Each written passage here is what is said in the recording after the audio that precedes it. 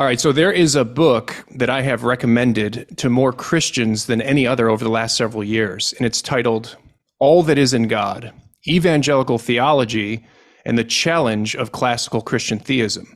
Now, it's a short book, it's less than 140 pages, but it packs a powerful punch, and in my opinion, it needs to be required reading for every seminary professor, seminary student, and even every pastor in the evangelical community. Now, when I started this channel, this podcast, I knew I had to have the author of this book on as one of my first guests. So I am absolutely delighted to be joined today by Dr. James Dolezal. James, welcome to Think for Christ. Anthony, thanks for having me on. Thanks so much for taking the time to sit down with me today. Would you mind just taking maybe a minute or two just to introduce yourself to the Think for Christ community?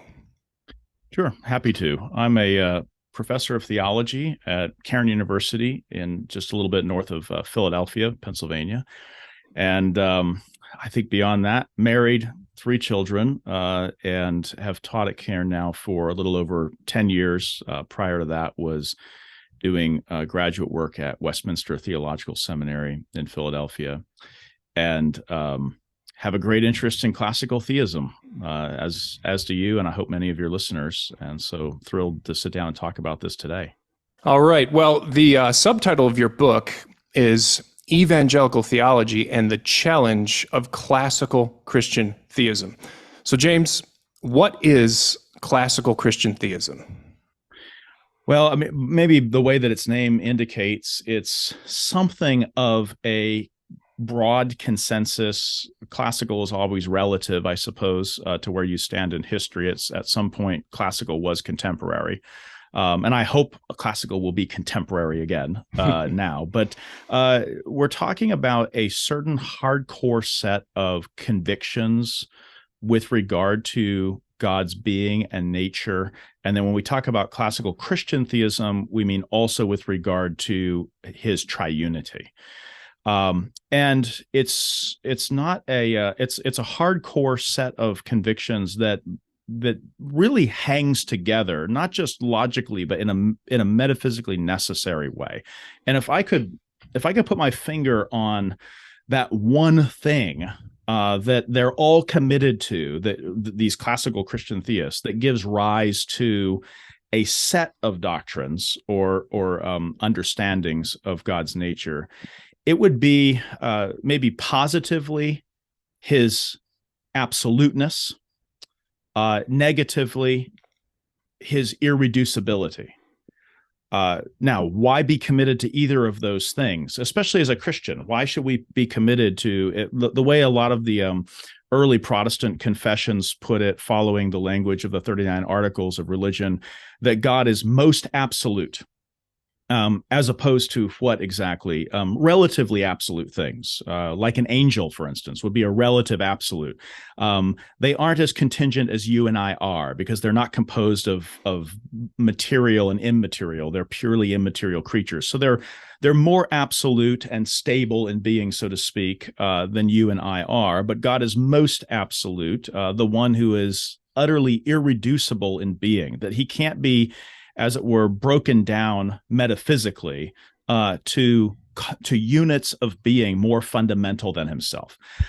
As far as Christian commitment to this, you could get there, by the way, through a kind of traditional cosmological argument, something like what you find in St. Thomas Aquinas's 5 Ways. You could get to this conviction there. For Christians, we can also come to this conviction simply by our doctrine of creation. Because we believe that creation is ex nihilo, that God is not tinkering with some pre-existing stuff in which he's negotiating a relationship for himself, but he's actually making everything not God to be in its absolute and existential sense. Because of that absolute existential primacy of being, God himself must not be susceptible to causal explanations. That is to say, if you ask the question, why God? It sounds like a causal question, but really you're asking, what's the reason for God, or what accounts for God? And the answer is God does. Not because he's self-made. A thing absolutely can't make itself because of things like you've got to be in order to do. And if making is a doing, then there's got to be being that underlies it, in which case then God's doing cannot precede God's being in that order. So there are convictions like this that kind of are there in the Christian tradition, hemming in and guiding what we say. But it really comes down to this. And I think this is a general Christian commitment, if we press sort of the Christian in the pew. Is there something not God that is the reason for or cause of God? I think the average Christian just says instinctively no, not because he has studied Thomas's cosmological argument, but probably because he's just read his Bible and he reads in the beginning God. And then countless passages after that, which affirm God's absolute primary causality of all things, apart from whom nothing. And I think that basic Christian conviction, even if unarticulated, does result in an affinity for the hard core of classical Christian theism, which is that God is not reducible to causes not God, and that God himself isn't self-caused, given that he's the first. I would say everything else we say, Anthony, is really riffing off of that theme. That's what's key. That's what's making it all hang together.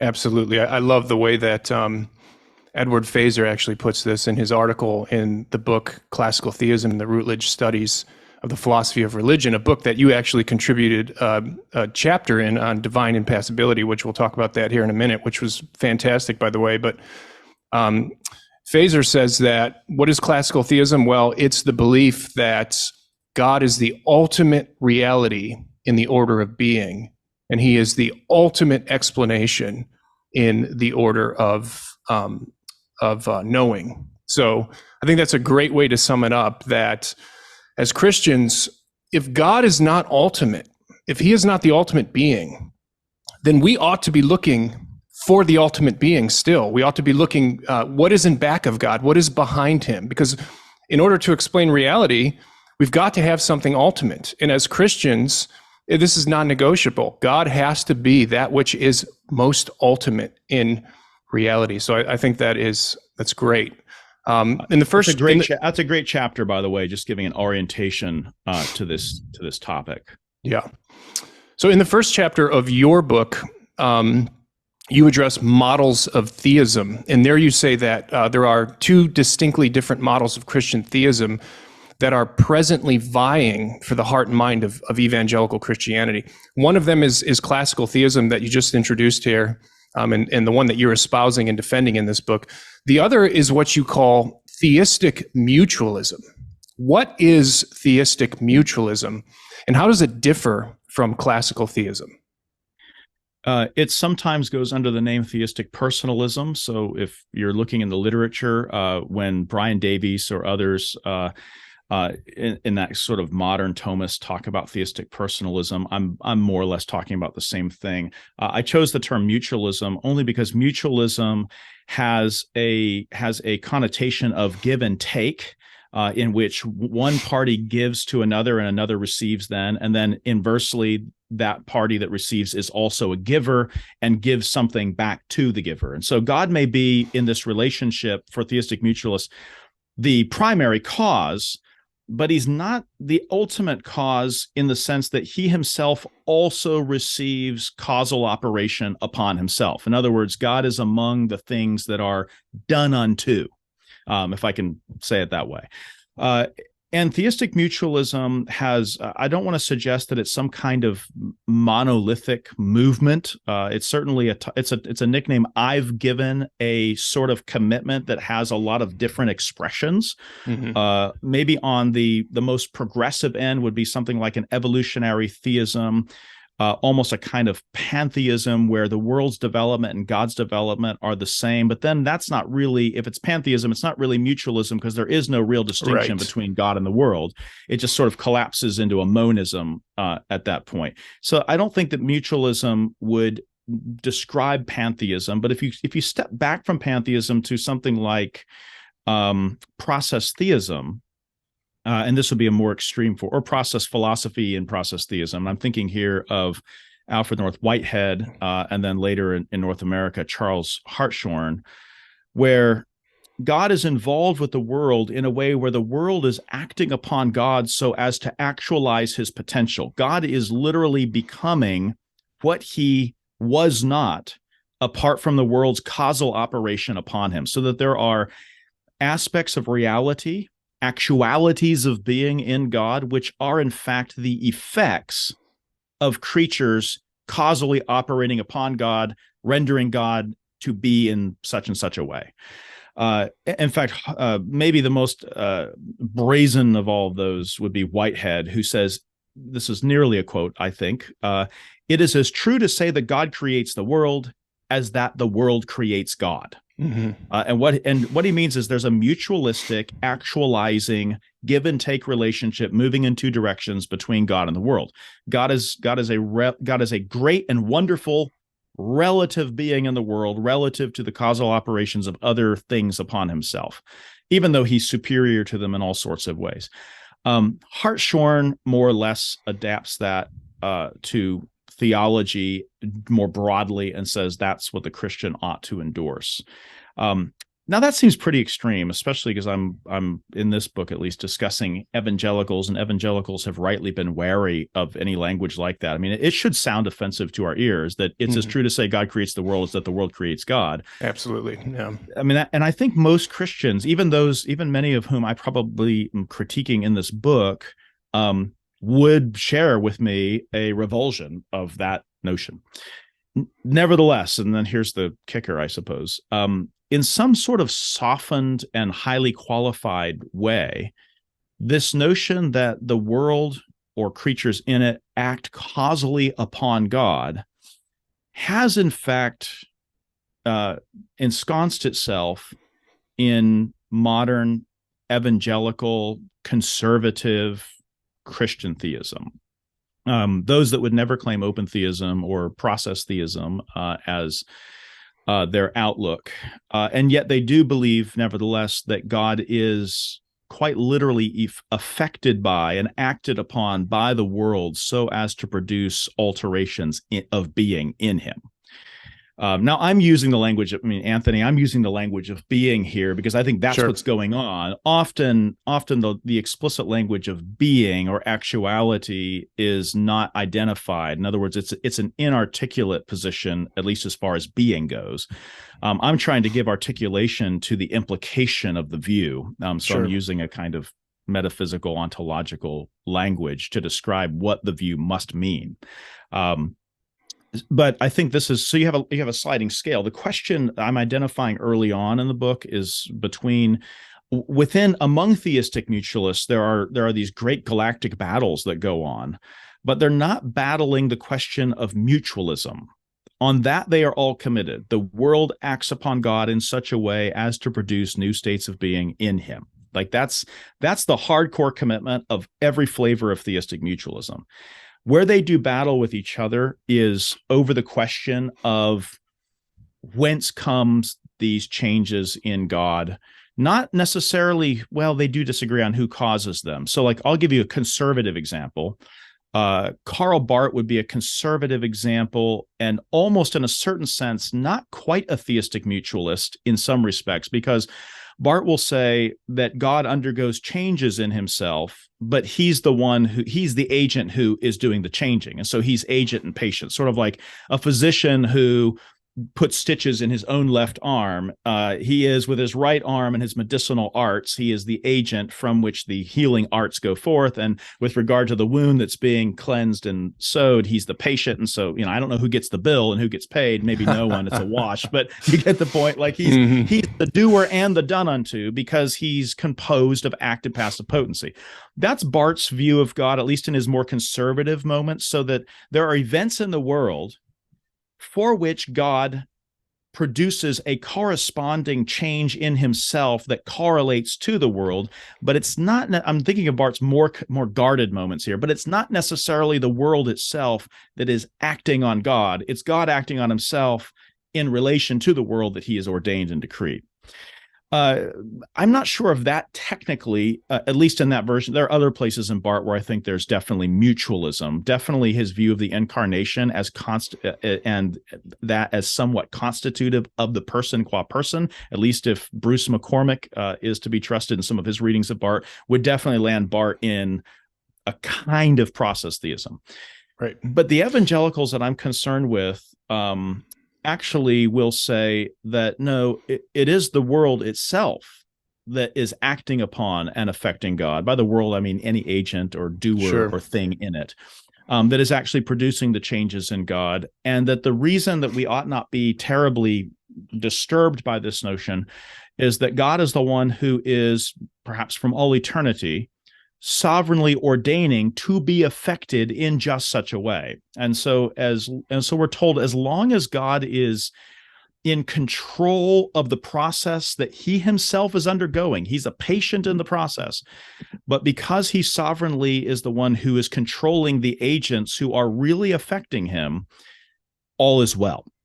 Right. And this is why it appeals, I think, in a superficial way to so many modern Calvinists. Calvinists like sovereignty. That's right. Almost that's a tautology, I suppose. I mean, the Calvinists like sovereignty and Calvinism, they just seem to go together.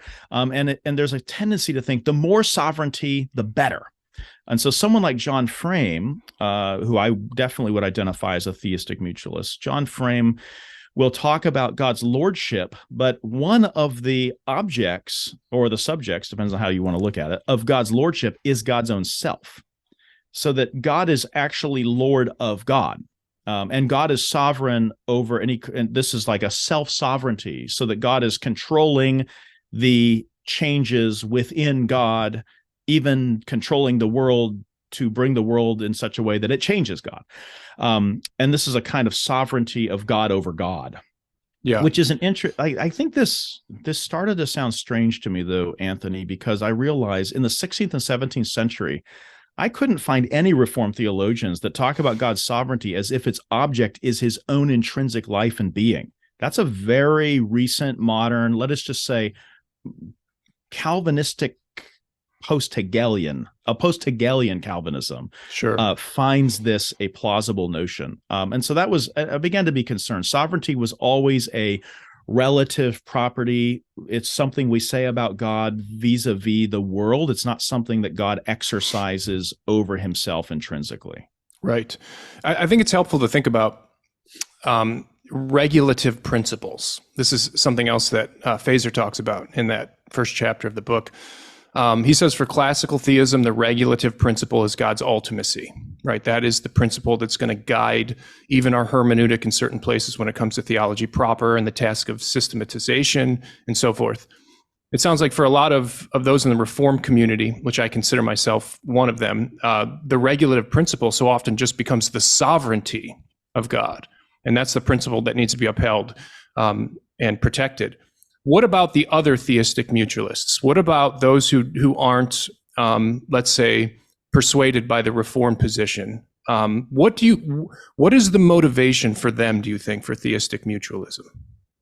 I think if someone like Greg Boyd, an evangelical open theist, or Clark Pinnock, also in that camp, there are a couple of concerns that theologians like this raise. Who are emphatically not Reformed. One is just this is how they understand that a literal reading of the scripture requires this. And so when Genesis 6 and 7 describe God as being grieved in his heart and regretting that he had made man, they read that in a emphatically literal way. Or in Exodus 34:14, where after Moses is talking with God, and God is going to destroy the children of Israel, and Moses intercedes. It's a beautiful passage. And then it says, and so God relented, is the word. I think New American Standard translates it, changed his mind. They point to texts like this, of which there are many, and say, look, obviously God is being affected by Moses's intercession. He's allowed, and if you're a Calvinist, you say, God has sovereignly ordained Moses to operate upon God so as to change God's mind. That's right. Which is kind of a strange view. But then if you're an open theist, what you might say is, God doesn't have exhaustive foreknowledge of the future, and that's actually why the whole encounter is meaningful. And so they'll often appeal to things like, if I already knew what you were going to say to me, Anthony, then dialogue would become boredom to the point of insufferable tedium. And so how could God be really and genuinely and meaningfully related to us if he knows everything I'm going to say? Why don't we that just kind of that's just ice water on the relationship. And anyway, the Bible talks about God in these kind of dialogues, and there are times when God says, now I know. Well, see, God's making discoveries, God's learning things from the world, he's gaining knowledge. And in fact, that's really of the essence of personal relationships. Personal relationships require a mutualistic give and take for them to be meaningful bonds. And if one party is only giving and the other party is only receiving in that relationship, then it's not really interpersonal. Interpersonal requires that I do for you and you do for me. It does require a kind of quid pro quo, of this for that. You do this, I do that, even if it's all very altruistic and generous. And I think that there's a concern, one, on how do we read the Bible literally? And the classical theist, and we should just be open about this, the classical theist is saying in every case where God is interacting with the world, we are to understand this as an accommodation on God's part to the world, so that the world is not really enlightening him, the world isn't really moving him, the world isn't really changing him intrinsically by its operation upon him, so that every one of those is read as an anthropomorphism or anthropopathism, an accommodation of language and even of theophany to humans, but that actually we shouldn't read those literally, any more than we read literally texts about God's nostrils being inflamed or his tummy being upset. Well, 3 times his bowels turned over within him. But God doesn't have bowel trouble, and he doesn't actually have a nose, and he doesn't really ride around on the backs of angels flying through the sky like Baal might have done. So then the onus is then on the classical theist to give a meaningful interpretation. What those passages have to mean something theologically, covenantally, redemptively, historically, and that those meanings have to really be there in that text. How can we parse out, so to speak, a literal understanding of the imagery, which we're saying shouldn't be taken literally, from the real theological meaning and significance of those passages? The theistic mutualist, like an open theistic mutualist, says we can't do that. We have to read it literally to get the meaning from the passage. The classical theist would argue, and there's a long literary commentary tradition supporting this, would argue, no, we can get the real true theological point from that passage without reading it hyperliterally. No one reads I am a rock and thinks that God is a dense piece of sedimentary material. But when we read that God was grieved in his heart, it's often taken to be literally there was a change of mind or affection somehow in God vis-a-vis the world's operation on him. So that's one concern from the mutualist side, and you'll find this even among Calvinists and open theists. There are just certain passages that they both want to read in a way that is far more literal than the way the classical tradition would ever have read those texts. And then they just sort of cross swords on whether God sovereignly ordained and foresaw that this was going to happen, or whether it just happened, to him, and then he dealt with the hand, after it was, handed out, and then so that's the question. Often, like Bruce Ware, for instance, is very concerned with exhaustive divine foreknowledge, but he fully concedes, and he's emphatic that we should concede to the open theist that God is involved with the world in such a way that the world operates upon and produces changes in God. And that's his whole, he wants to retool immutability. And in fact, that's his doctoral dissertation way back at Fuller in the early 80s, is a reformulation of divine immutability that allows for mutation in God. He'll qualify it, well, not essential mutation, which is, I find that sort of trivial, in as much as I've never essentially mutated either. That doesn't make, that, and neither has, things don't essences don't mutate. Substances composed of matter and form mutate when the matter loses the form, but then we call that substantial change. If all we're saying is God doesn't undergo substantial change, then I want to say, well, neither do angels. And so how is that uniquely divine? That can't be what we mean by divine immutability. It's got to mean something more than doesn't undergo substantial change. I think that's pretty much what Bruce Ware leaves us with. He affirms divine immutability, but it's an immutability that could apply to glorified saints and angels just as well. Yeah. So everybody brings regulative principles to the text of Scripture, no matter who you are, no matter if you're in the evangelical community at least. You have to have some kind of a regulative principle when you're engaged in systematics, right? Because the Bible has, and this is what you've been saying, the Bible has very anthropomorphic-like language where it talks about God in very humanoid terms. You know, God's walking around the garden and so forth. But then we get to the New Testament and we have these lofty theological statements that speak of God as spirit. And Jesus says multiple times, no one has ever seen God. Well, hang on, I thought Moses saw God in the cleft of the rock, or at least saw the back of God. So no matter who you are, if you're an evangelical, you're going to engage in systematics, you have to have some kind of a regulative principle by which you can understand how to relate these seemingly contradictory passages, right? So everybody has to do it. And again, it comes down to what is your ultimate principle? And for the classical theists is we're going to uphold God's ultimacy. That is non-negotiable for us. So anyway. That's a great point. And obviously people are going to ask the question, well, then how do I settle upon the regulative principle? Isn't that what people, is the regulative principle, does the Bible furnish the regulative principle, or do I have to go outside of Scripture to reason and natural theology to get the regulative principle? I think that's then where the discussion escalates. And it should, yeah. Mm-hmm. It should, yeah. No, that is the right next question, right, to ask. And I guess I'd want to say to that, first of all, yes, natural theology cannot conflict with Scripture because the author of nature and Scripture is one, and so therefore the book of nature and the book of Scripture will not conflict. If they seem to be in conflict, the problem is one of our understanding.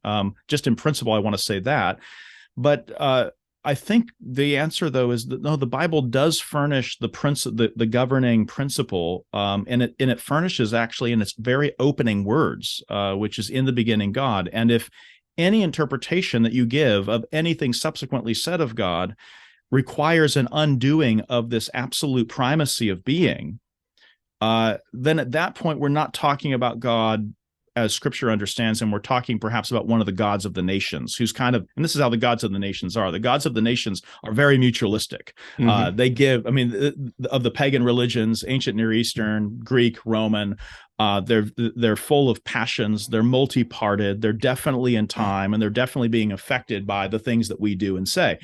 And if God accommodates himself to speak of himself in those terms, we understand that as an accommodation of revelation, not an accommodation of being, else we lose his absolute primacy, which Scripture begins with.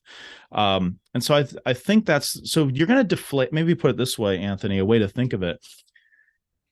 Some piece of the biblical record, in terms of your interpretation, in terms of its control, in terms of its conceptual control, is going to be deflated. And I don't mean deflated in the sense of falsified. I mean deflated in the sense of isn't necessarily the controlling concern, but needs to be subordered to the other. You're either, if you side with mutualism, you will have to deflate the Bible's own explicit testimony to God's absolute existential primacy. From him and through him and to him are all things, Romans 11:36. You will have to deflate the literal understanding of that text to accommodate a literal understanding of God being grieved in his heart. Yeah. And so it's not a question of I read the Bible literally, you read the Bible anthropomorphically or anthropopathically. Exactly. Actually, you will be forced to, things I read literally, you will be forced to read metaphorically if you read these other passages literally. Yes. And so I think the real question is, does my interpretation render God one of the things that is caused to be? And then if it does, my interpretation is wrong. If God is a made to be thing or something that depends upon an actualizer of being in him for my interpretation to be right, then I'm doing it wrong. It's got to be God as creator and all that is entailed in being absolute creator that is the controlling mechanism to let a controlling mechanism be something like, and so he relented, or he was grieved in his heart, or his bowels were turned over within him, or the waxing and waning of manifested, wrath and favor. If we allow those to do the controlling, we will lose the creator-creature distinction. It must be relativized. And then you've lost everything. in my judgment. I mean, I don't Totally mean to be agree. melodramatic, but I mean to be dramatic, just not melodramatic. You do lose everything if you lose Totally that. agree. Absolutely. Well, maybe we can transition a little bit here. Most of your book is dedicated to explaining and defending what you refer to as the significant doctrinal flashpoints, which center around those central doctrines of classical theism: divine immutability, divine simplicity, divine eternity. And I actually think the nature of classical theism is sometimes best explained by looking at these various divine attributes. So maybe we can just briefly take each in turn. So in your book, you first tackle the doctrine of immutability. So what do classical theists mean when they say that God is immutable? Simply that he doesn't change. And by that we mean in any respect, because I can speak about something that doesn't change relative to other kinds of changes. Like I haven't changed from being a human to something not human, even though I've gotten taller and grayer and balder and all sorts of things, and hopefully better in some ways, and maybe breaking down in other ways. And I undergo changes, but there are also things that aren't changing, so to speak. There are things that are persisting through the changes. When we say that God doesn't change, we mean both substantially, he doesn't become not God, or accidentally, which is to say there's nothing that, as it were, adheres in his nature, thereby qualifying it. And I think this is really where the flashpoint is that modern theistic mutualists do allow for what historically we would have called accidental changes. I think they're all, at least the conservative ones that I'm engaging in this book, are all very uniform, that God doesn't, there's no like evolution from one species to another. Of course, technically God isn't a species because there's no specifying difference over against genus because he's simple, but I'll just bracket that out for a second and say they all affirm that God is not in some absolute sense evolved from some other kind of being and isn't evolving into a kind of being. But as I said before, I think that with regard to the theological distinction of God and the world, that's a rather trivial point, only in so much as you could just say the same thing about humans and angels. I'm just picking humans and angels because of our immortal soul, and because angels are naturally immortal, given that they're not composed of substance or form and matter. And if this is maybe a test I run through my mind, Anthony. Could I say whatever I'm about to say about God? Could I say the exact same thing without qualification about a holy angel? That's my test. Like Gabriel or Raphael, if you want to pick an apocryphal angel, like the holy angels are they're my grid in a certain sense, because they are the nearest to God in nature among the creatures. A nice test case is to say, could my doctrine of immutability, God does not change, is the way I'm saying it equally applicable without qualification to a holy angel? The answer is yes. Well, I can hear the response. Well, no, but angels do change because they were created from nothing, except that creation ex nihilo isn't a change. It's not a mutation, because there's no from which, there's no what it was. Nothing goes through such a change. It's an absolute coming to be, in which case then even creation is not a mutation. So that's my question. Does a holy angel fit my description? It was a friend of mine some years ago who brought this up. We were in a conversation and I said, St. Thomas's theology or Thomas Aquinas's theology would not fit this mutualistic modern evangelical doctrine. There's nowhere where it fits. And my friend said, "Oh, I disagree. I think it does fit in Thomas Aquinas's theology." And I said, "You're kidding. Like, this is not classical theism." He said, "No, it with a few qualifications and a little bit of tinkering, it fits pretty nicely into his angelology." And then it occurred to me, right? There's no unholiness in them. There's no wickedness in them. They are immutable immortal in a certain sense. They're not composed of matter and form, so there aren't major essential constituents that could possibly even come apart in them. You kind of go down the list and you realize, with a little bit of, now Thomas doesn't think they're creators, and these theistic mutualists do believe God's creator, so there obviously would be some differences, but maybe like 75% of it was pretty much holy angel theology, not really God. So I think that's in fact, in some respects, it's even higher than that, because Aquinas will argue that in a certain respect, angels are impassible. given that they don't have Yes. the passive potency of matter. So there's a certain kind of impassibility in which they aren't moved and affected by us. And in some ways, actually, a lot of the theistic mutualists have a God who's more mutable and more passible than like a Thomistic angel. The angels, right? Yeah. It's a kind of it's a pretty low grade angel, barely an angel. Well, if your theology results in a God who's barely an angel plus creator, then You need like new something theology. isn't right. Something isn't right. And so I think when classical theists say immutable, we mean that God does not undergo substantial or accidental changes. An accidental change would be like acquiring a new state of mind, having a new actuality of thought, movements from unconscious to conscious. You'll find arguments for that, for a movement from unconscious or subconscious to consciousness in a modern Calvinist like John Feinberg. In his book, No One Likes Like Him, he talks about prayer as actually something that brings thought to mind up to the level of consciousness in God. And he says, this is what makes prayer meaningful. I pray, and God, who's not actually thinking of something, X, Y, or Z, begins to actually think of or be intentional about a thing because of my operation upon God. I mean, that would be an example of how. So you actualize some potential in God when you pray. Yeah. God is potentially actually thinking of something, but not actually thinking of it until you stir him up to think of it. Whereas the classical theist is going to deny that the world in any way actualizes God, but it's not just the world. It's also that God himself doesn't actualize God. Kind of back to getting out of the world and into Barth's notion of God as both agent and patient. God's the doer and the done unto, so that for Barth, God really is producing new states of being in God. He's the operator and the operated upon. Classical theism is denying that as well and saying God is in fact pure act and that he's not composed of act and passive potency. For change to take place, for there to be a change in a thing, there must be passive potency, or we might say in more modern language, an unrealized capacity for that thing. Like right now, we're talking, I'm sitting, you're sitting. I'm not potentially sitting, I'm actually sitting. I'm potentially standing, but not actually standing. For me to actually stand, for me to change into the state of actually standing, I first need to be possibly standing, which is not actually standing. We know the difference between act and passive potency. This would, if God were to undergo change, then there would have to be something in God that wasn't actuality, namely the potentiality for the actuality that he would then have to receive as some new state of being.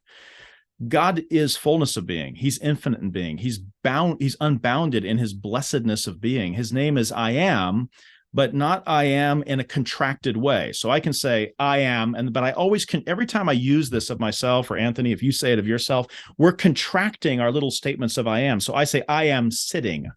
Well, now I'm qualifying my is, or my being, with a certain state. So I've now contracted the I am to I am this, or I am speaking. That's an action. I am doing this. I'm speaking. Or a relation like I am married is a statement about an accidental relation, not an accident meaning a mistake, just so we're clear on that, in case my wife should watch the video. Accident in the sense of I'm a substance. I was a man before we were married. We entered into that relationship and I came to be a married man. Ad cadere, or accident, means that which comes upon a thing. The state of marriage came upon me through vows that we exchanged.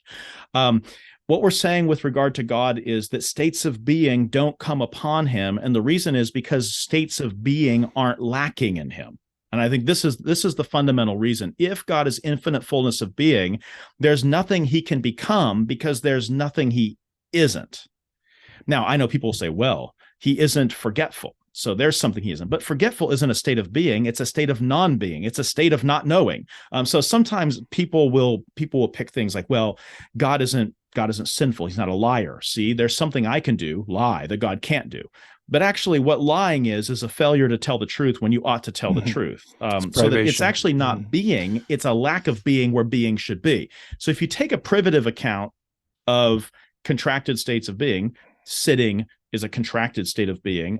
It's actually a lack of standing in a certain respect. It's not that God is lacking being. what we could say is that God lacks a lack of being, but we shouldn't mistake that for lacking being. In which case, then there's nothing that God can be that God isn't. There's no potential to actualize or realize. Then, if that's the case, then there's no change he can undergo. Great. In my own experience, I find that the hardest pill for my fellow Christians to swallow when it comes to the classical conception of God is the doctrine of impassibility, that God is without passions. Now, I was raised in the charismatic Pentecostal wing of American evangelicalism, where there was a premium placed on the affections and the emotions. And I think it's especially difficult for Christians coming from this tradition to accept the idea that God doesn't progress through emotional states. But James, why is it important that we deny that there are passions in God? This is a topic that I address kind of only obliquely in this book. I gesture toward it a little bit, and it's certainly entailed in so much of what's being written. I deal with it in some other chapters, articles. But okay. First of all, it sounds wrong, Anthony, if I say God isn't passionate about you or about anything. That immediately triggers a certain interpretation. Now, not a correct one, but an understandable one, which is then he doesn't care. He doesn't care about evil. I mean, by the way, this is exactly what the rebellious returned exiles were saying in the book of Malachi, that the wicked abound and God doesn't care. Mm-hmm. This is that kind of, I mean, clearly the Bible is opposed to the notion of God who doesn't care, and the people who say God doesn't care are in fact blaspheming God. So if I say God is without passions, and that language, at least in our kind of Anglo tradition, we get it from Archbishop Cranmer, who puts that in Article 1 of the 39 Articles of Religion, that God is without body, parts, or passions. And then the language carries over into the Westminster Confession, the Savoy Declaration, the Baptists, both General Baptists and Particular Baptists, and even classical Arminians like James Arminius would all affirm that God is without passions. Now, that's not an original Protestant doctrine. In fact, it's terribly unoriginal. You're going to find exactly that kind of language in Athanasius of Alexandria, Augustine of Hippo, certainly in Thomas Aquinas, but also you're going to find the same notions in Anselm of Canterbury. So what do we mean by that then? We can't mean God doesn't care. That's so emphatically unbiblical in every conceivable way.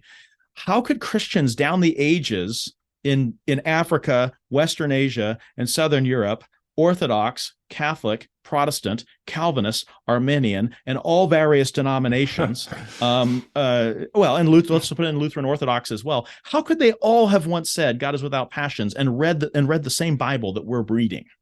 That God, well, it comes down to this, that passion is a way of coming to care, if indeed you need to have concern, so to speak, or care stirred up in you. Passion means passion is something that is undergone or experienced. It's a state of being you enter into by an undergoing. Literally, passio or pati, we get our word patience or patient from this as well, means to undergo or to submit or to experience. And the notion is that a passion is what you come to possess when you undergo the operation of an agent upon yourself. A passion is a received and actualized state of being. It's something that is produced by an operative power working upon you. And so maybe the operative power is you're watching some kind of horrible abuse of other humans, and the way that affects you is it stirs up a holy, righteous anger and a detestation and even a sympathy and love for those that are being victimized. And what's happened, all this is very good, by the way, but it's due to our finitude, where we have to have our concern stirred up, because our concern is only potential until something actualizes it. The same thing could be true. We could say this of love. I mean, I once did not love my children, not because I was a bad father, but because I wasn't a father at all. I was potentially a father and therefore potentially had a father's love, whatever that unique thing is, the way that parents love children. But I didn't have it. And so I can say, there was a time I didn't love my son. because I didn't have a son to love and I didn't know him. And when I came to know, when I had a son and when I came to know him, then I came to love him. And it was in fact his loveliness as my son that in fact stirred my heart to love my son. And I'm going to leave out my daughters, to love my daughters. Why is that a passion? It's a passion because it's a state of love I entered into by undergoing an experience that produced a change in me. But God doesn't undergo experiences. He's not an experiencer. I think Herbert McCabe in his little book, God Matters, great book. In the 80s, great book, says that the knowledge of God cannot be that of an experiencer confronted by what he experiences, because experience is an undergoing in which something operates upon you so as to actualize potential knowledge and then potential concern, and certain virtues in you are then actualized or set in motion by what you experience. But nothing actualizes or sets God in motion because God doesn't lack being. So does this mean God doesn't care? It's actually somewhat counterintuitive until we kind of dig into it a little bit. What the doctrine of impassibility means is not that God doesn't care. What it means is that God cannot be made to care. And I think that's the important thing. A passion is a made-to-be state of being. And I should say this about passions. They're mutable, they're temporal, they're caused to be, and they can all be good, but that's the stuff of creaturehood. That's the stuff of creature. Right. That requires a paucity or a lack of being that then receives an actualization through an experience undergone. But if God isn't lacking actuality because his name is just I am, if he is fullness of boundless being and good, then there can't be a state of mind or intentionality or care, we should put it this way, into which God enters by the operation of something upon God, because God actually cares with the infinite fullness of his being, timelessly and boundlessly.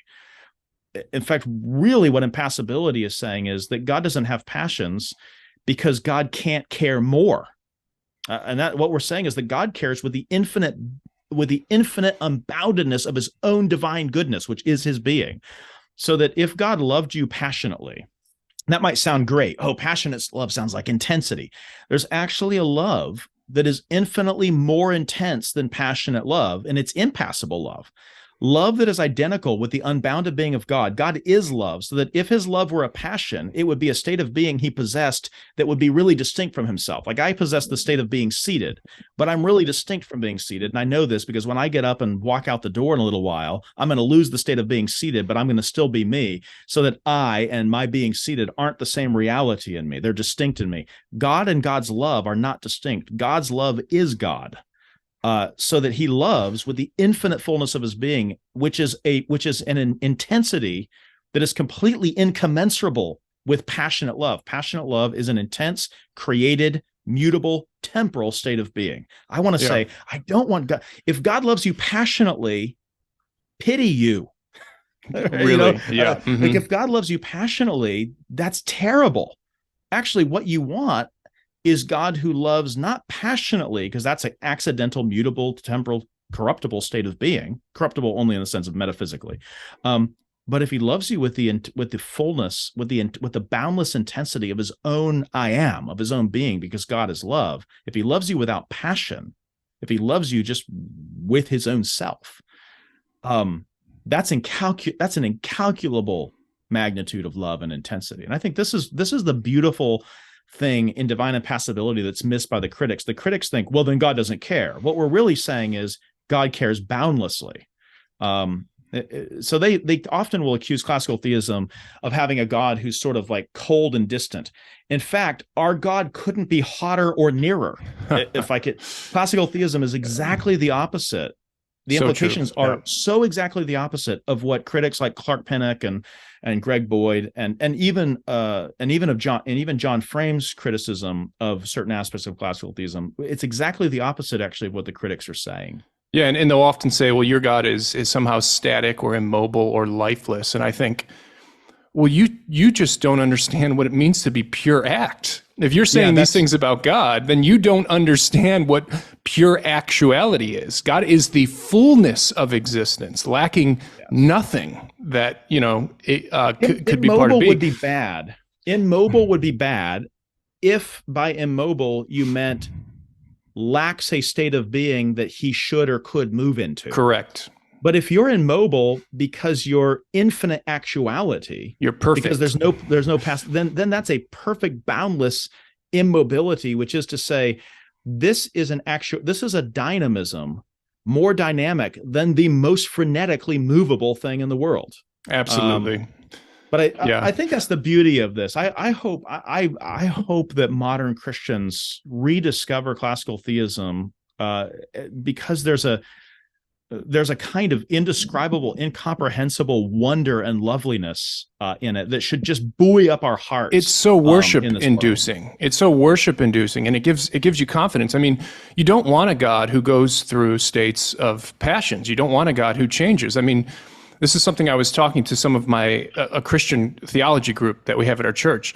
I mean, look, according to Scripture, you are going to be living forever with God in the future. There will be no end to your days. Do you want a God who's changeable in his passions? I mean, you will have to trust that this God is going to be favorably disposed to you forever into the future. No, you need an immutable God. You need a God who doesn't go through passions or states of being to ground your confidence, in a relationship with this God for eternity. Another thing that I think that Christians often do, and it's very natural, we often use as the paradigm for our understanding of what it means to be a perfect being, we use the paradigm of ourselves and we kind of project it into the heavens, right? So we think about a human being who would be passionless, who didn't go through states of passions, and we would think, well, that's a defect. That's a way of being a human that is defective, right? That's not being a perfect human being if you don't experience these passions.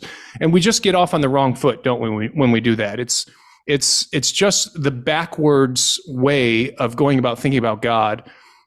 Whatever God experiences in his perfect immutable being is not less than what we experience as humans, in our changing states of being. It's greater. So to say that God lacks passions that we have, we're not denigrating the being of God, we're exalting it. I mean, it's like what I hear often. I think this was, again, Edward Fazer who said this in a podcast, but Christians don't seem to have the problem when thinking about God's knowledge, right? God doesn't have to go through a discursive reasoning process, right? He doesn't have to first have premise A, premise B. I see the conclusion. No, God's knowledge, he sees all truth at once, right? He is completely aware of all being at all times. He doesn't have to reason through a process of change, which reasoning is a process of change. Now, most Christians will think about that and say, yeah, that seems like a greater state of being. But for some reason, when it comes to passions, and we want to say the same thing about God, that God doesn't have to change through these different states of being, undergoing different passions. For some reason, we think that is somehow denigrating to the being of God, which, as we've been saying here, it's just the opposite. God, however God exists in the fullness of his being, it is a state of existence that infinitely, goes far beyond what we experience as human beings in our states, our changing states of passion. So I think there's something to, like Ludwig Feuerbach's argument that Christianity and theism is really just a projection of human ideals onto the heavens. And that's sort of his critique of theism generally. The weird thing about that, Anthony, is that's not an entirely inaccurate description of what many Christians now do with regard to certain things, not comprehensively, but with regard to certain things. So you're right. There's a hidden premise, by the way, in the argument that you brought up, that if God isn't passionate, then he doesn't care. And if God doesn't undergo changes, then he can't be good and perfect in the ways that he ought to be.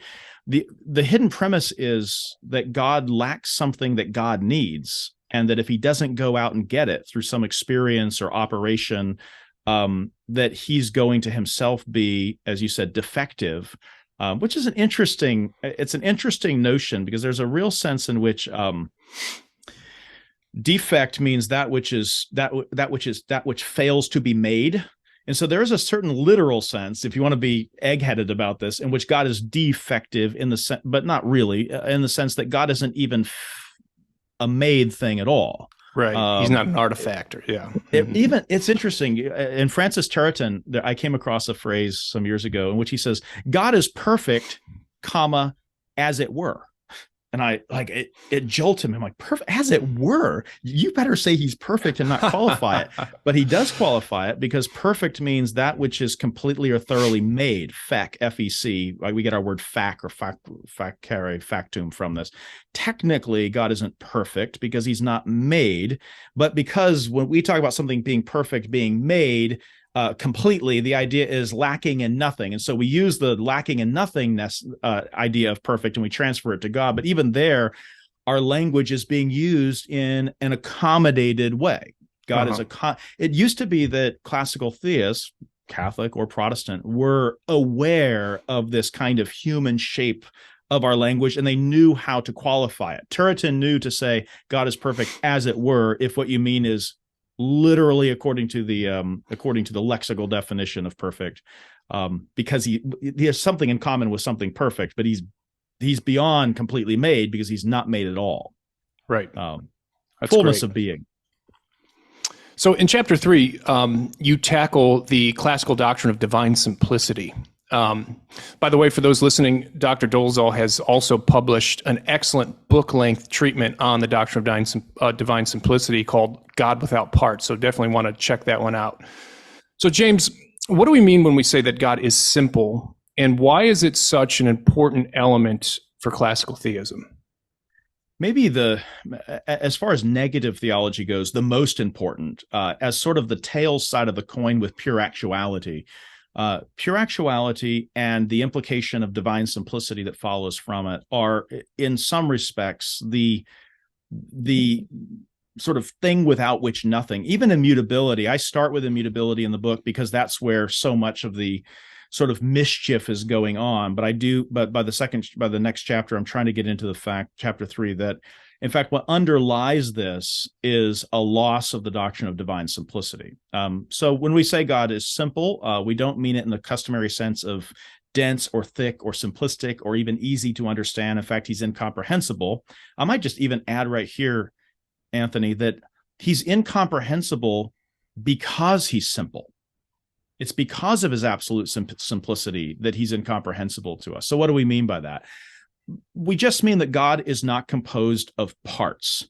And I do try to give a definition, as universally applicable definition of a part. If we're going to say God doesn't have these things, parts, then we're going to have to say what we mean by a part. And a part is anything in an entity that is less than the whole, without which the whole would be different than it is. And I would say that applies to material composites, to metaphysical composites. That's my attempt at sort of a one-size-fits-all. What do I mean by a part? So when we say, and I think the basic logic of divine simplicity, by the way, is pretty widespread among Christians, which is really this, and it's back to the whole rationale for classical theism, that God does not depend on what is not God to be God. I mean, I could stop the average person in the pew on Sunday after church and say, does God depend upon what is not God to be God? And they might think, well, that's a funny way of asking the question, but it's not too difficult, I think. And most would say, no, that doesn't sound right to me. Then I would argue that that person is already, in principle, committed to the doctrine of divine simplicity, for the reason that wholes depend upon parts for some aspect of their being. I don't want to say actuality, because passive potency can be a part, which is not an actuality. So it's a state of being, but it's not a state of being in act. And so I want to say that parts, they don't just simply depend upon parts for actuality.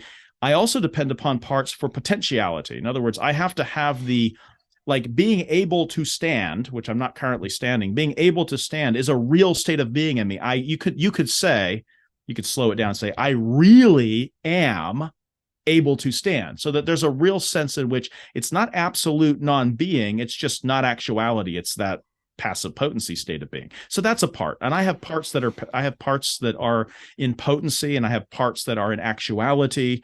And I'm composed of bits, and I'm composed in multiple ways. I'm complex. I'm more complex than even an angel.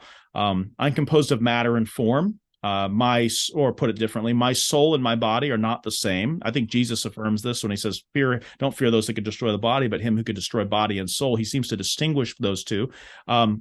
That my soul is not my body is not my soul. And what I am is I'm actually a unit of those two things together. I'm also a composite in other ways. I'm composed of substance and accident. So my substance would be the man, James the man.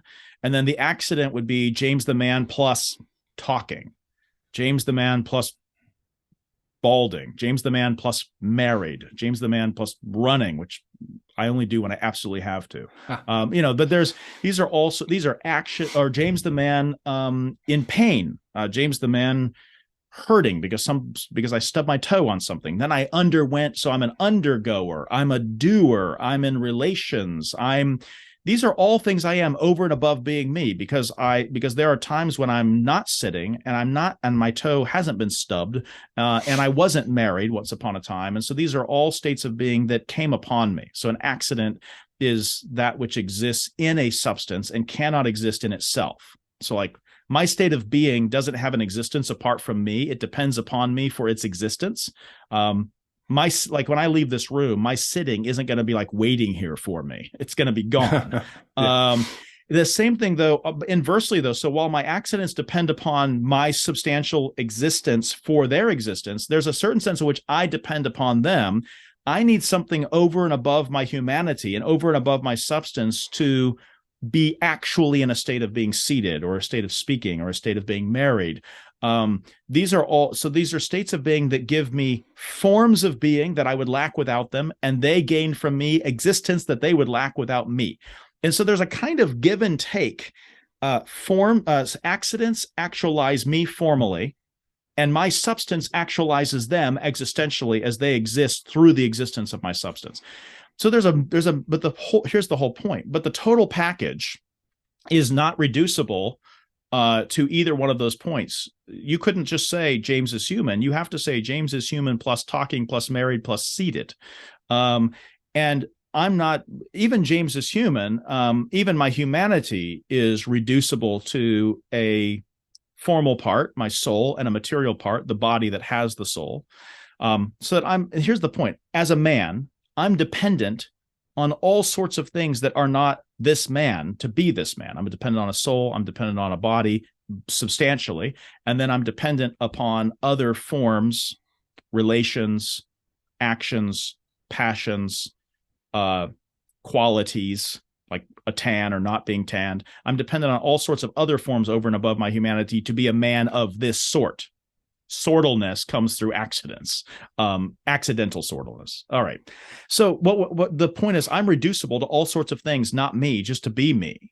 And you could say with a relatively more simple or less complex, angels too, in as much as an angel can go from being morally good to morally evil, as so many of them did when they fell and rebelled. An angel can acquire knowledge, can have its understanding actualized as when God inserts natural forms into them at their creation, or as they make discoveries about free creatures as they operate in time. So that angels have knowledge that is waiting to be actualized or receives its actuality from some. So these are cause states of being. An angel and an angel's knowledge cannot be strictly identical, in as much as angels can come to know at least supernaturally what they didn't know. And so they are also composed of act and passive potency. All right. My point, though, is this.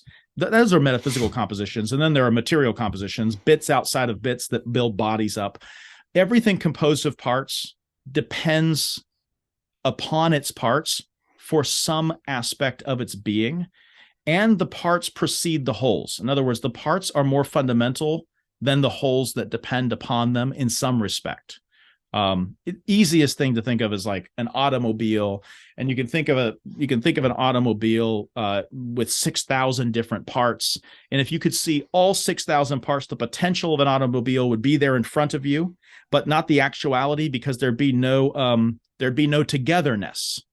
They lack unity. So you can have all the parts, but then you need something more than the parts. You also need a principle of unification.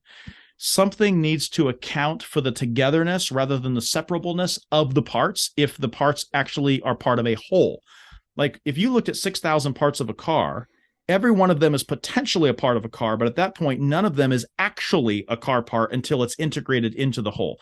The whole depends upon the parts.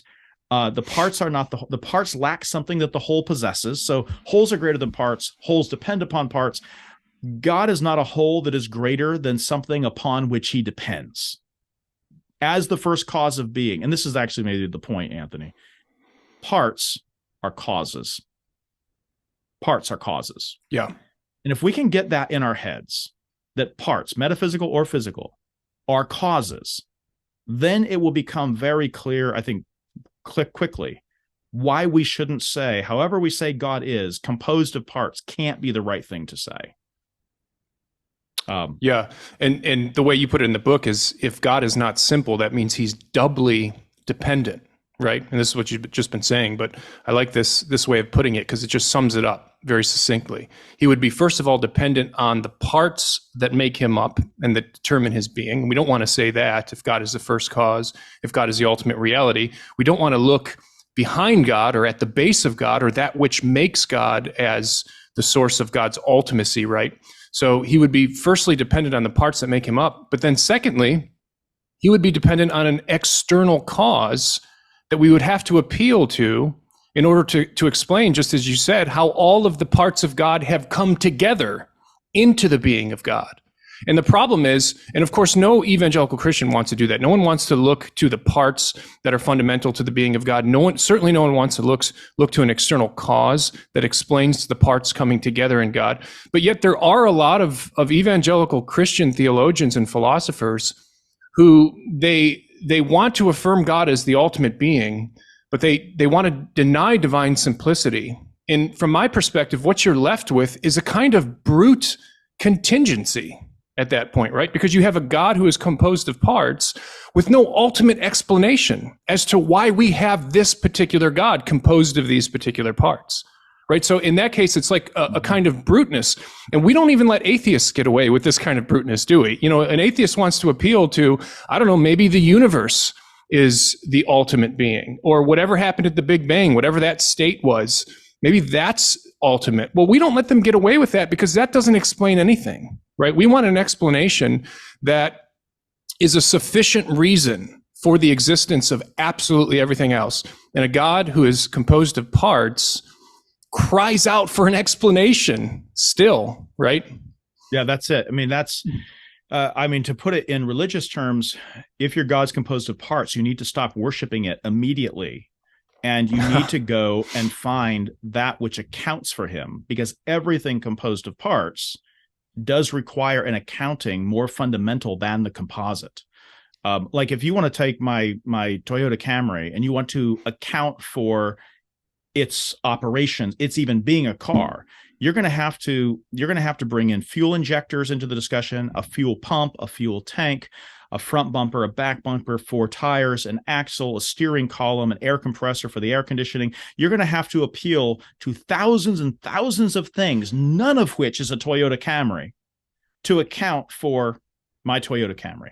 And then if you say, oh, well, that's why it's a Toyota Camry, even that wouldn't be a sufficient explanation, because those thousands and thousands of parts could easily be laid out on the floor of a factory somewhere, and not together. And so that's you have to account not just for the parts aren't just the parts account for this and that and the other about the whole, but then something's got to account for why the parts are unified rather than not.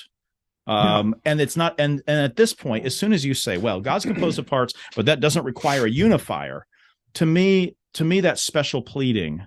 Because right. What you're actually saying is, I don't have to give a sufficient reason for the togetherness of the parts, or you insert that the togetherness is its own reason, but there's nothing about that actually is self-evident. It's just a brute fact. It just becomes a brute fact. You know, I used to have this recurring thought when I was a child. I don't know how old I was, but I used to think, man, we are so lucky that God just happens to be the way he is. Right, man, aren't we lucky that he's kind and he's merciful and he's loving? You know, because in my mind, it was like, how is it that we just have this God with all these great making properties when I don't understand. We could have had another kind of God, right? With different kinds of properties. Man, we really lucked out. And at the time when I was young, I wasn't thinking deeply enough, wasn't considering the principle of sufficient reason, for example, that my thought about God I wasn't thinking about God as the ultimate principle, right? You need an ultimate principle that has the sufficient reason for the way it is, grounded in its very being, right? That you can't look for the way that God is to something else, or else that other thing would be ultimate. So doctrine of divine simplicity, it's so difficult for people to wrap their minds around, and rightly so. It is a difficult doctrine, and it's very strange, right? It's a very strange way. We really don't have any experience with a absolutely simple being, right? In our experience of the physical world, everything of which we are familiar is composed. So it's just very difficult for us to think about it, but it is absolutely critical if we're going to be thinking about God as the ultimate reality. It's not the kind of thing of which you could have a sense experience. Yes. But it is the kind of thing for which it's not. This is why it's not negotiable. It's not negotiable. Like when people say, well, does the scripture require this? I want to say absolutely the scripture requires the absolute simplicity of God. And this is why, if all things are from him, through him, and to him, and yet God were composed of parts, then it wouldn't be true that all things are from him and through him and to him, because there'd be something, namely his parts, from which he is derived. And those parts would have to be, as all parts are to the beings composed of them, prior ontologically, yes, to him. He would be from and through. He himself would be from and through his parts. Something not himself. Yeah. Yeah. And so then you couldn't say all things are from him, through him, and to him, because there'd be things not himself that actually were prior to him, and he himself was from and through them. And so I guess I want to say, does the doctrine of God's absolute simplicity find a necessary ground in an explicit text of Holy Scripture? Every text of Holy Scripture that indicates the primal universal causality of God requires a strong doctrine of simplicity in order to be true. That is right. Absolutely. Well, we're running out of time here, so I want to quickly just say something about the doctrine of divine eternity. All evangelicals confess today that God is eternal. However, there's two ways to conceptualize this doctrinally and philosophically. We can think about God as being atemporal, outside of time, or we can think about God as being omnitemporal, right, existing at all times. Now, classical theists are committed to the first way of thinking about divine eternity, atemporality, or that God exists outside of time. Why is that? Again, if what time is a measure of motion, and we can, you can get into the discussions, and Augustine is fascinating on this in book 11 of his Confessions, and also parts of the City of God. We can ask the question of whether the measure is, in the soul, or whether the soul is the measure, or whether the measure exists objectively outside the soul. And either way, however you answer that question, what time measures is motion. And what motion is movement from one state of being to another. In other words, motion is change, and time is the counting of, wherever the counting is, wherever the enumeration is, whether it's in the thing or in the soul, doesn't matter. It's measuring motion. It's measuring change. So that if God is pure act, there's no state of being for which God is potential but not actual, and then there's a motion into that state of being. If there's no such thing, because God is without parts, so if God were composed of act plus passive potency, and we've said already that passive potency is a prerequisite for change, and if there's no passive potency in God by which he could become X, Y, or Z because he's fullness of being, then there's consequently no motion in God. And if there's no motion in God, or change, then there's nothing to enumerate with regard to motion, ergo timeless.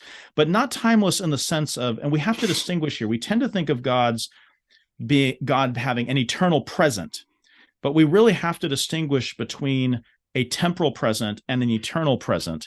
And I think the temptation, especially for critics of atemporality, critics of classical theism, is that they tend to start with the notion of our present. And what our present is our present is a slice of reality. I mean, so thin It's time indexed. So it doesn't stand still long enough for you to like see it. It's almost timeless. Your present is almost timeless in as much as it's instantaneously moving from future to past. In fact, by the time you end up saying now, the N of now is already in the past before you get to the ow of now. And so there's a real sense in which even if I say right now, you could just slow that down into a very long sound bite, which would actually be almost an infinitely number of sound bites, it would seem like, dividing internally. And so there's a sense in which our present is, in fact, a moment that stands, it tends toward non-being, if I can put it that way. Your now is what we call a flowing now, or it's a flowing now. It's a moving now. It's a now that's dying a million deaths a nanosecond, so to speak, as it flows away from you, so that your now never stands. It's never, as soon as you have it, you've lost it. There's a flowing now. And the temptation is to think that we take a flowing now, which, by the way, the flowing now is to not be what you will be and to no longer be what you were. There's a paucity of being in your flowing now. The temptation is to think that what divine timelessness is one of those slices frozen forever. And it feels like lifelessness. Yeah.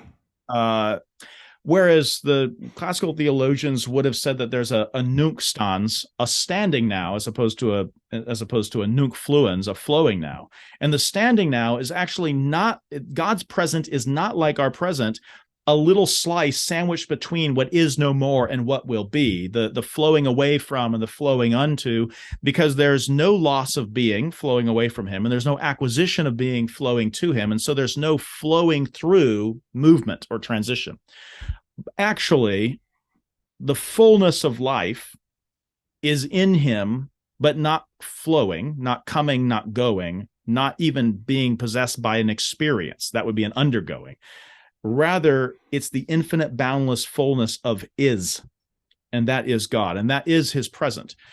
That's why we say that. Now, it gets into interaction questions that are almost insoluble for the human mind, I think. I say almost in as much as there are better attempts than others to then say, well, then how does this God, quote unquote, interact with time or the world? I think a lot of popular criticism of strict atemporality turns on a false premise that for God to act in such a way that produces new effects, so that the termination of his acting in the patient produces newness, wouldn't the newness produced in the patient correspond by transitivity to a newness in God as agent? And there's I think a false philosophical, before it's false theologically, it's false philosophically, that in fact the way that God acts is similar to the way that I act. I'm a potential actor. I can potentially be a walker, but I'm not currently a walker. But if I actually become a walker by getting up and moving about,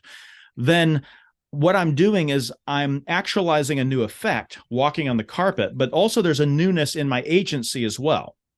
And so there's a assumption that the agent who produces new effects must himself undergo a corresponding newness in his agency.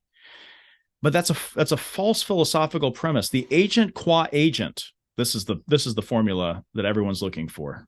The agent qua agent is not changed by his acts of agency. This doesn't mean agents don't change. It means that they don't change because they're agents. They change because they're not pure agents. So when an agent changes, like I become an agent by walking when I'm not walking now, I'm actualizing agency in myself. And then I'm actualizing a new effect out there in the world, walking about. But it's not because I'm walking that I'm changing. It's because I come to walk. It's because I'm actualizing the potential of agency in myself. So it's not the agents qua agents are not changed by their acts of agency. Only agents qua patients are changed by their acts of agents. Mm-hmm. And there's this fallacy. I find this in Ryan Mullins and other critics of classical atemporality, which assume that any agency in God that produces newness in the effect must correspond to a newness of agency in God, because isn't that how it is with us? Isn't that how it is with angels? It may be that way with us, but it's not because of age. It's not because of our agency that we're changed by our agency. It's because we are not pure agents, but we are agent plus patient, and certain acts of agency have to be actualized. So it's the agent qua patient that undergoes changes when he acts, not the agent qua agent. So when God acts in the world producing temporal effects, there's no philosophical transitivity rule that requires as such that he necessarily underwent a change in producing that effect. Yeah. There's a great article that came out years ago. I think it's just called "The Agent Qua Agent Not Changed by Agency" or something like this, in a Festschrift written in the 50s. And I think this is actually the principle that's lacking in a lot of the modern critics of classical theism. I'm not saying this solves all challenges or makes all mystery disappear. In fact, it just actually gives mystery room to exist if we insist upon this. It doesn't dispel the mystery of time and eternity. Sure. Anyway, I don't know if you like the analogy of the author and the book, but I find this helpful, especially when trying to explain this to people for the first time. The idea of God being in eternity, and even the idea of immutability, and how can a timeless, unchanging, simple God create a creation that is obviously none of those things, that is changing and is temporally bound.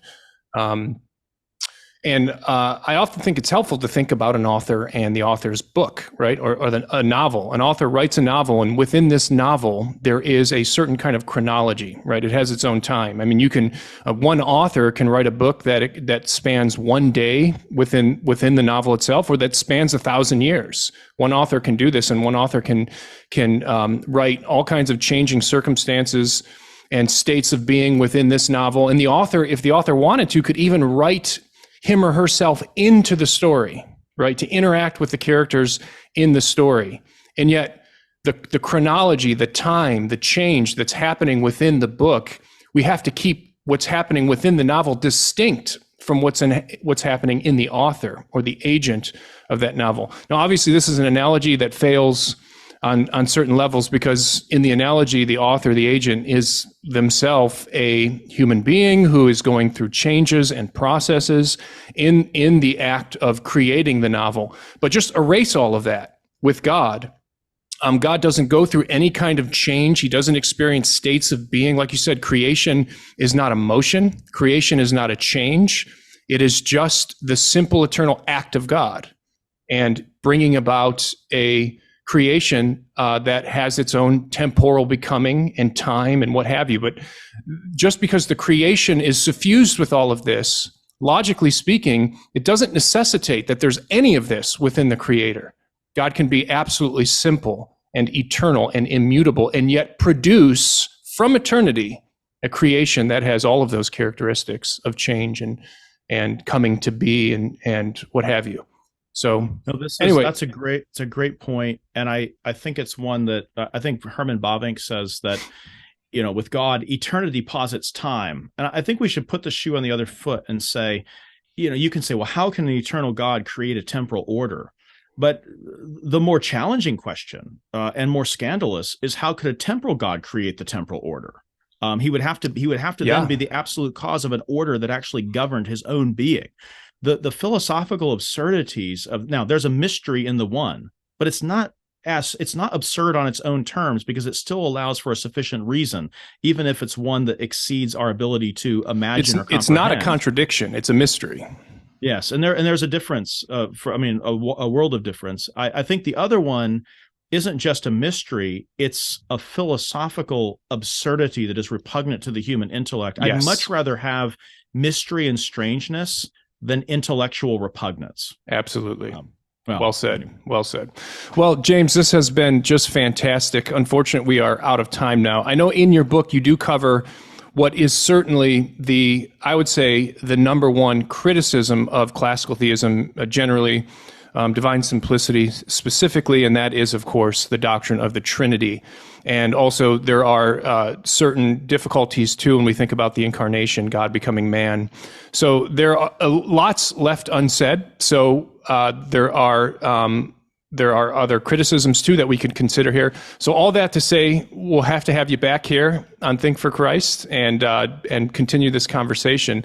But before we say goodbye, would you mind just letting people know what you're currently working on and where they can go to find out and interact more with your work? Maybe the easiest place to see my work at no cost to the reader is my page at academia.edu. It's just a repository where I can drop drafts. Sometimes I can put published material up there if the publisher gives permission. So some of those things are the published forms. Some are draft forms of different articles and reviews. So at academia.edu and then my name. I think that's probably the main place. Probably some videos on YouTube. I don't have a channel, so if you look for a James Dolezal channel, it'll be a different one. Maybe a guy who like plays music or something. But if you search on there, there are some things, different talks over the years. A lot of them on this topic. So those will be places to look. All right. Well, James, thanks again for joining me here on Think for Christ. It's really been an enjoyable conversation. Thank you, Anthony. Pleasure to be here.